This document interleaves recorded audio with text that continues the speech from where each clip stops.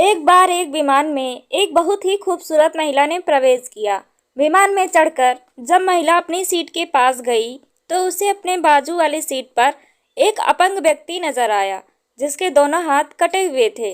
महिला को उस अपंग व्यक्ति को देखकर काफी घिन हुई। उसने आवाज देकर एयर होस्टेस को बुलाया और अपनी सीट बदलने के लिए आग्रह किया। एयर होस्टेस ने महिला से सीट बदलने का कारण पूछा तो महिला बोली, मैं ऐसे व्यक्ति के पास बैठकर सफर नहीं कर सकती जिसके दोनों हाथ नहीं हैं। मैं इस व्यक्ति के प्रति सहज नहीं हूँ। मैं इस व्यक्ति के पास बैठकर यात्रा नहीं कर सकती, इसीलिए प्लीज आप मुझे कोई और सीट दे दीजिए। दिखने में शांत और पढ़ी लिखी महिला के इस तरह के व्यवहार पर एयर होस्टेस अचंभित हुई। एयर होस्टेस ने चारों तरफ देखा लेकिन कोई भी सीट खाली नहीं थी। एयर होस्टेस ने महिला को कोई भी सीट खाली न होने को कहा और साथ में यह भी आश्वासन दिया कि यात्रियों की सुविधा उनका पहला कार्य है, इसलिए वह कैप्टन से बात करके कुछ न कुछ हल जरूर निकालेगी। इतना कहकर एयर होस्टेस कैप्टन के पास चली गई। कुछ देर बाद एयर होस्टेस वापस आई और महिला से बोली, मैडम, आपको हुई असुविधा के लिए मैं आपसे माफ़ी चाहती हूँ, लेकिन फिलहाल इस पूरे विमान में एक ही सीट खाली है जो कि बिजनेस क्लास की है।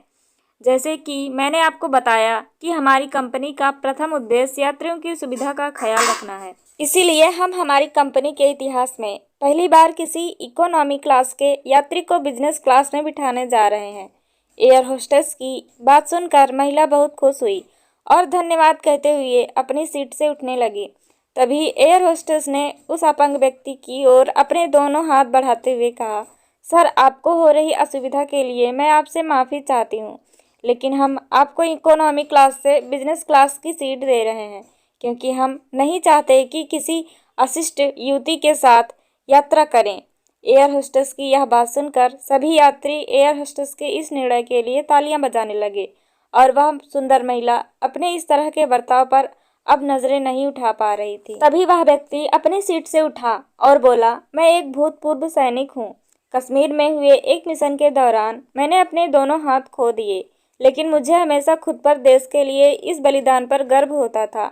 आज जब महिला यात्री की यह बात मैंने सुनी तो मैंने सोचा कि मैंने किन लोगों के लिए अपनी जान जोखिम में डाली और अपने हाथ खो दिए, लेकिन जब आप सभी के व्यवहार और सोच को देखा तो मुझे आप खुद पर गर्व महसूस हुआ। इतना कहकर वह यात्री बिजनेस क्लास में चला गया और वह महिला शर्म से पानी पानी हो गई। यदि आपको ऐसी कहानियाँ सुनना पसंद है तो हमारे चैनल को सब्सक्राइब करें।